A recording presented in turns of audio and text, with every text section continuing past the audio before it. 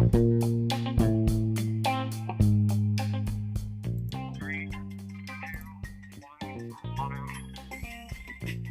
you seen this? Darpa'S new 12-ton robot tank has glowing green eyes for some reason. And you know what? It just keeps reminding me of a bullfrog.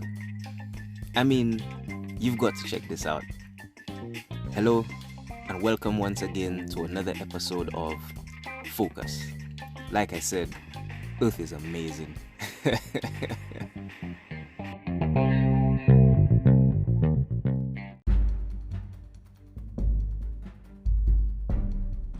Okay, jumping in. Like I said, Darpa'S new 12-ton robot tank has glowing green eyes for some reason. Darpa announced successful tests of its new autonomous vehicles on Wednesday, all part of the agency's Robotic Autonomy in Complex Environments with Resiliency program, short for RACER. And while the tests sound impressive, we found ourselves transfixed by one of the little visual details: the tank's glowing green eyes. The RACER Heavy Platform, or the RHP, vehicles are enormous, weighing in at 12 tons and measuring 20 feet long. The vehicles are programmed using the Textron M5 base system, which is already used in many driverless vehicles by the US Army, and are meant to complement the RACER fleet vehicles, or the RFVs, which are comparatively smaller at just 2 tons and 11 feet long. The vehicle tests, aided by teams from the University of Washington and NASA's Jet Propulsion Laboratory, has happened at military training sites in Texas back in the late 2023, but are just being announced by DARPA today. Videos from the Texas tests are available on YouTube, and you should really check them out.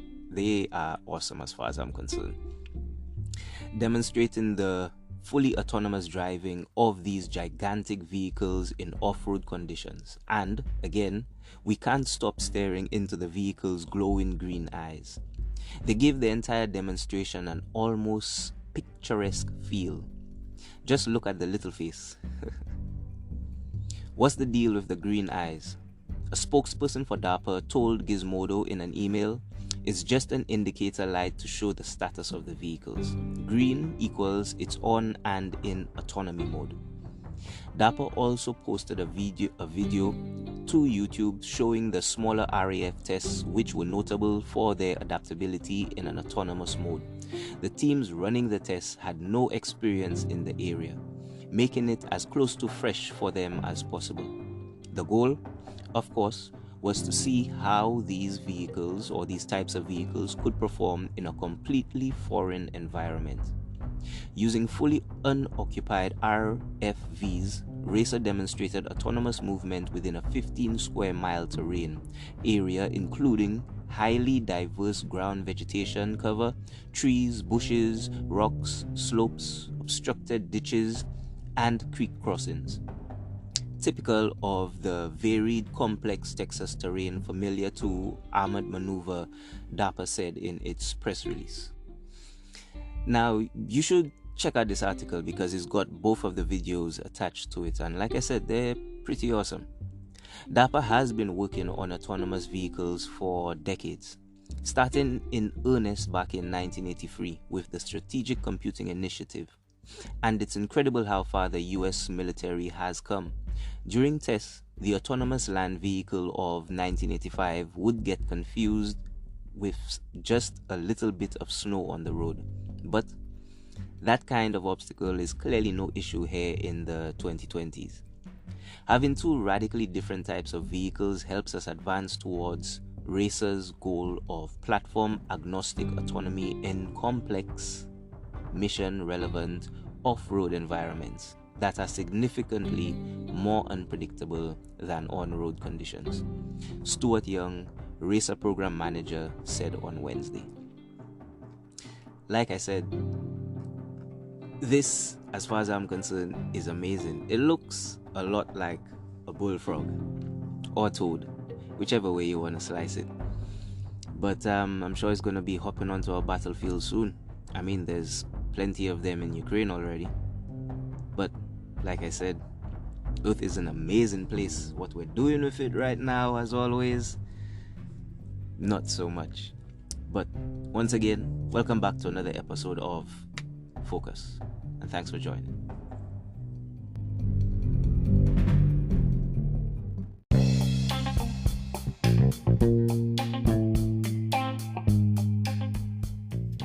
Okay, so thanks for sticking around for another thoughts and facts section. And I guess I'll start like this, opposed to the facts, although it's still a fact.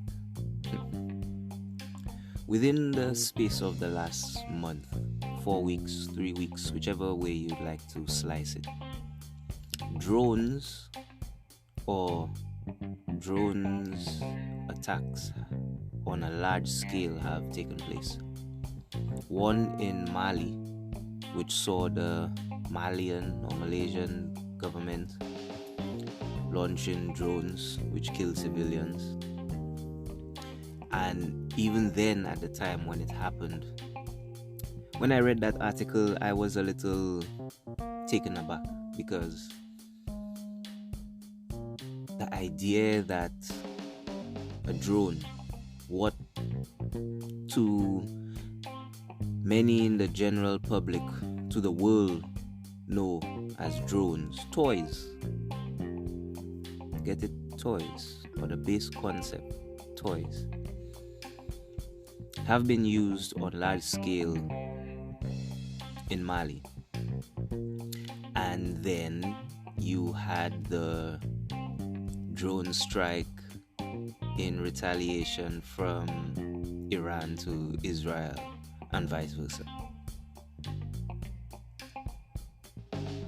Now, all of this has nothing to do with it, I suppose, if you think about it like that. But if you look at the bigger picture, only this year has autonomous vehicles or robotic technology been used in such prevalence in the world, on the world stage, on the theater at war, in conflict. Before any of these things happened, drones have been or are being used in the Russian and Ukraine conflict quite heavily. And there are versions of what I would call this mini tank, or this new 12-ton tank,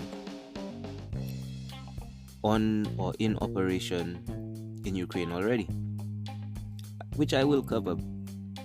Only this one, to me, took a bit of a, how do you say it, had more sense of urgency. Looking at that first initial video of this green-eyed beast, it was awesome. But honestly, whereas typical tanks or a typical tank driver would not be able to operate a tank with such skill, start off so speedily, or be able to maintain such a how can I say it, ongoing driving momentum. They would have to take it easy. A tank isn't the most comfortable thing to drive. Shock absorbers is not something I believe that comes standard with tracks.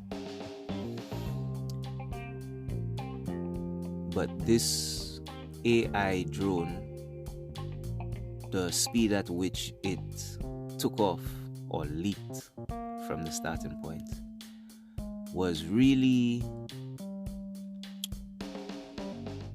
alarming. The drones that were used in these recent strikes, and even then the drones that are being used now, not even in the same sense of the word or type of military vehicle, are relatively, I wouldn't say slow moving because many of them are flying, but they are relatively easy to intercept. Having watched this video, apologies, a fleet of these tanks, autonomous drones, could cause serious havoc, mayhem, damage, disaster. They are described as heavy platforms. Anyone who deals with these things or have an idea of what a platform is should know fully that a 12-ton platform can house quite a bit. And when you start thinking about weapons, projectiles, then you start thinking about stability, and then you start thinking about the convenience these 20-foot long 12-ton bases have. I mean, you can't build anything without a good foundation, right? But let's think about it like this. One of these outfitted with, and I hate to be helping, but it's just how my mind works. You could easily have 2 machine guns on the side, and you could have, honestly, one heavy mounted weapon at the top would be defeating the purpose of an autonomous drone. It would make it lose many of its capabilities. However, adding 2 smaller caliber weapons to the top of it would actually make it quite useful / quite dangerous. Now, if you've been paying any attention to this new AI revolution, this new robotic dream that's happening, especially with NVIDIA's new goal and hopes of, how can you call it? I mean, I would say splicing AI with robotics, but obviously the two were inevitable. Anyone with a background, anyone with the foresight would see or would have known that this would have been the end game. The thoughts of robots helping or even doing jobs for us, or even being able to converse with, has always transfixed and captivated mankind. Imagination, whichever way you might want to look at it, it has always been something for mankind to strive towards. It has always been looked towards as a goal. Hey, guess what? We're here. And as always with many things, we don't often think about the other half of the coin. Probably like, the first mountaineers who got to the top of that tallest mountain. I didn't think they probably thought through how hard or difficult it would be to get back down, especially after they would have most likely come across many difficulties along the way up. But we're here now, and the reality is military drones, even commercial drones, are being used in radical ways that, as always, the inventors or the initial inventors never truly envision or never truly see the other side of the coin. I admire the progress we make towards all of these things. I find it amazing. I mean, absolutely amazing. I mean, everything I mentioned before, as far as I'm concerned, I would truly love to see a future like that. Just minus the flip side of the coin. But the reality is, we can never not have the flip side of the coin. There will always be two sides. So as much as we want it to land on heads and everything be okay, it could land on the tail end. And then we might be in a lot of trouble. In terms of technology, as the US likes to say, bad actors getting a hold of technology like this could be an unprecedented disaster. Let's take, for example, the pirates who managed to capture a ship transporting military drones and long-range missiles.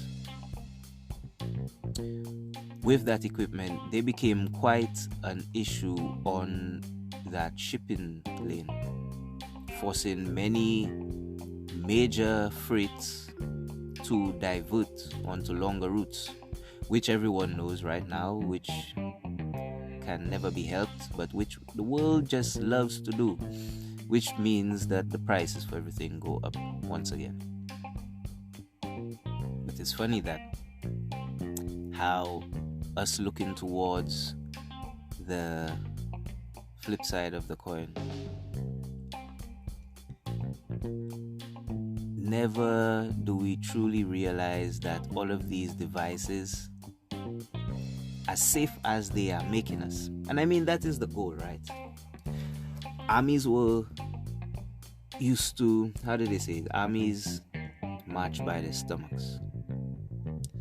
A fleet of these drones, any way you want to slice it. You've seen the humanoid robots out there. Many of them are pretty good. Have you seen Atlas? I mean, he's quite amazing. And I say he, but I mean it. The point is, there's no longer anything stopping or preventing an army from being able to move forward. There's no moral decisions, moral dilemmas to be made in those times when you see there is a split second of hesitation in a person that prevents them from taking a life. All of these drones, all of these robots have no hesitation. There will be no split second decision as to whether or not to spare you. The split second, it will be a nanosecond decision. With the incorporation of AI into these devices, as far as I'm concerned, what they deem good or bad, threat or safe, is still yet to be determined. Giving a computer the ability to adapt, to learn, to reprogram itself, will always be scary. The one side of the coin, like a recent startup is doing, training a robot by voice command and it seeing your actions. If you ask me, those robots are most likely going to be the first generation artificial intelligence, general to the world, the first robotic civilians. How insane does that sound? But you know what? It sounds amazing, doesn't it? Like I said, Earth is just that. Not just the people, not just the places, but what we are doing. Innovation, incorporation, it's amazing. Once again, thanks for tuning in to another episode of Focus. I hope you join once again. Take care.